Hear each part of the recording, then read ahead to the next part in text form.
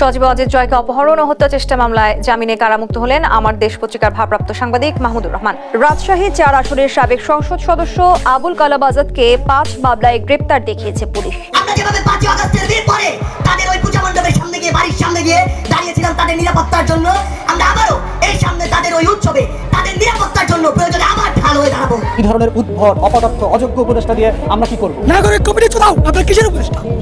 কার উপদেষ্টা? তাদের কন্ট্রিবিউশন নাকি লাস্ট 15 ইয়ার্স। এখন আপনারা এনজিও মার্কা সরকার করে আপনারা ভাগ বাটোয়ারার ক্ষেত্র বসাবেন। সময় ক্ষেপণ করা যাবে না।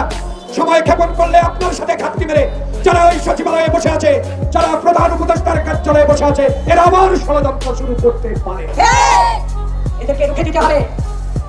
বাংলাদেশের আন্দোলনরত সকল দলের সাথে কথা বলা আপনি শুরু করেছেন, অভিনন্দন আপনাকে।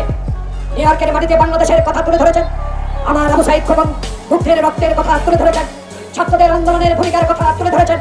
সেজন্য আপনাকে আন্তরিক ধন্যবাদ জানাবো। একজন মুক্তিযোদ্ধা হিসেবে, একজন রাজনৈতিক কর্মী হিসেবে বাংলাদেশের মানুষ আপনার কাছে প্রত্যাশা একটাই, আওয়ামী লীগের জন্য বাংলাদেশে আবার ক্ষমতা এসে বাংলাদেশের অধিকার ক্ষুণ্ণ না করতে পারে। তাই আবার ষড়যন্ত্র শুরু হয়েছে, এই ষড়যন্ত্র রুখতে হবে। এই ষড়যন্ত্র রুখার জন্য বাংলাদেশের প্রয়োজন যারা গণতন্ত্রের জন্য লড়াই করে মির্জা ফখরুলের মতো এই 80 বছর লোককে জেল খাটতে হয়েছে। মির্জা 5 বছর আজকে রিজভি যারা জেল কেটেছে, আমাদেরকে অন্যায়ভাবে আমাদের অফিসে ভেঙে মেহেদী বিপ্লবরা যে অন্যায় করেছে তাদের চেলা চামুন্ডাকে অবিলম্বে বের করে দিতে হবে। যদি নাই করেন ক্ষতি হবে জনগণের। 15 ইয়ার্স এখন আপনারা এনজিও মার্কা সরকার করে আপনারা ভাগ বাটোয়ারার ক্ষেত্র বসাবেন। সরকার যেমন গঠন করেছি নামাই তো বেশি সময় লাগবে। কথা শুনবেন না, 1 মাস পরে সরকার পতন আন্দোলন শুরু করবেন। গুটি কয়েক ছাত্র সমন্বয়কে নিয়ে ভাববেন আপনারা সব পরিচালনা করবেন। এখন ডাক দেন, দেখেন সমন্বয়কদের পিছনে 1000 মানুষ পান কিনা, একটা প্রোগ্রাম ডাক দেওয়ান, দেখেন 1000 মানুষ থাকে কিনা। এটা কি মানে চারটিখানিক ব্যাপার মনে হয় যে কয়েকজন ছাত্র ডাক দিছে আর এইভাবে রেজিস্ট্যান্স হয়ে গেছে, এইভাবে একটা গণ আন্দোলন হয়ে গেছে। এখন অনেকে মাস্টারমাইন্ড হয়ে গেছে, অনেকে প্রধান মুক্তমুখ হয়ে গেছে। আন্দোলন তো একটা প্রেক্ষাপট ছিল, গত 1.5 দশকে সেই প্রেক্ষাপট রচনা হয়েছে। ধীরে ধীরে অনেকগুলো ঘটনা একটা একটা করে সুতা গেথে আজকের এই অবস্থায় নিয়ে এসেছে। আজকের এই নেতৃবৃন্দের কথা যদি বলেন, আমাদের কৃতিত্বের কথা না, অনেকের পেছনে আমাদের অর্থ, শ্রম, মেধা ইনভেস্ট করে আমরা তৈরি করেছি তাদের। রাজনীতিতে পথ চলায় স্বামী স্ত্রীর সংসার টেকে না। রাজনীতিতে একসময় মত পথের বিরোধ কেন্দ্র করে একজনের অভিমান মান অভিমান তৈরি হতেই পারে, সক্রিয়তা নিষ্ক্রিয়তা থাকতেই পারে। বিএনপি জামাতের মতো একটা শক্তিশালী রাজনৈতিক দল ছাড়া এই আন্দোলনকে কখনোই সফল করা সম্ভব হতো না। আমরা তো কথা বলেছি তারেক রহমান সহ বিএনপি নেতাদের সাথে ফাইন্যান্স লাগবে, কোথায় কিভাবে সাপোর্ট লাগবে, রেজিস্ট্যান্স করা লাগবে, আমরা কথা বলে প্ল্যান করে ছাত্রদের সামনে ছিল।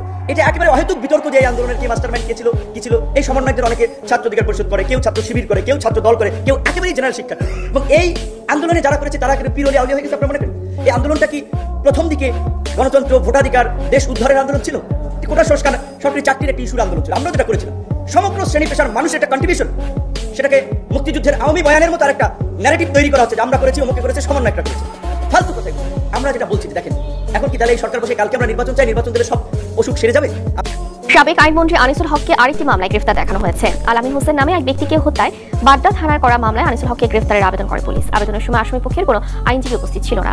পরে গ্রেফতার আবেদন মঞ্জুর করে বিচারক। এদিকে ঠাকুরগাঁও 2 আসনের সাবেক সংসদ সদস্য দবিরুল ইসলামকে গ্রেফতার করা হয়েছে। গেল রাতে ঠাকুরগাঁও সদর উপজেলার রুহিয়া থানা আওয়ামী লীগ নেতা আলমগীর হোসেনের বাসা থেকে তাকে গ্রেফতার করে র্যাব। পরে আদালতে নেওয়া হলে তাকে কারাগারে পাঠানোর নির্দেশ দেয় আদালত। এছাড়াও রাজশাহী 4 আসনের সাবেক সংসদ সদস্য আবুল কালাম আজাদকেও গ্রেফতার করেছে র্যাপিড অ্যাকশন ব্যাটালিয়ন র্যাব। বুধবার রাজধানীর মিরপুর এলাকা থেকে তাকে গ্রেফতার করা হয়। গত 5 আগস্ট বাগমারাতে বৈষম্য বিরোধী ছাত্র আন্দোলনে হামলার ঘটনায় তার বিরুদ্ধে রাজশাহীতে মামলা হয়েছে। ঋণ দেওয়ার আগে ভালোমতো যাচাই বাছাই করার পরামর্শ দিয়েছেন অর্থ ও বাণিজ্য উপদেষ্টা ডক্টর সালেউদ্দিন আহমেদ। বৃহস্পতিবার বিকেলে সচিবালয়ে বাংলাদেশ অ্যাসোসিয়েশন অব ব্যাংকের নেতাদের সঙ্গে আলোচনায় এই পরামর্শ দেন তিনি।